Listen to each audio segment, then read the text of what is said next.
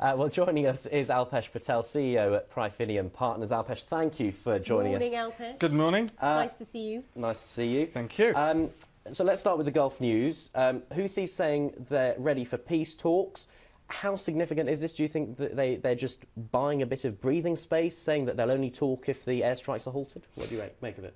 Yeah, I bet they're ready now that they've got Saudi bombers over their heads. I tell you what's good news about this story. There's a couple of things, despite it being a story about conflict. First of all, that the Saudis got involved.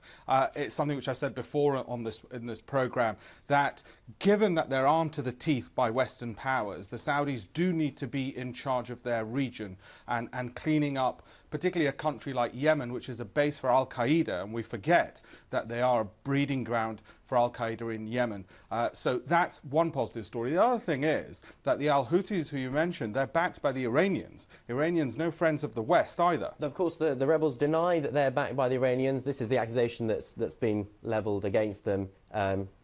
I tend to watch Iranian TV for fun, and the rhetoric out of Iran that should the Saudis continue doing what they're doing, that the Iranians will more aggressively get involved, does not come from a party which is completely disinterested. And I think the Iranians are very much giving more than moral support, I suspect, to the Al-Houthis. But for us in the West, the two important aspects are that when the Saudis are bombing these individuals, they're harming Al-Qaeda, and secondly, that it's at least not Western soldiers having to get involved and lose their lives in defence of cleaning up what is now a failed state. Although with Saudi Arabia, the ambassador to the US saying ground troops going in remains an option, that I suppose is what will worry some people, that this could escalate into a much bigger regional, an all-out war. You're absolutely right. Saudi Arabia and, as I say, Iran are having a proxy war,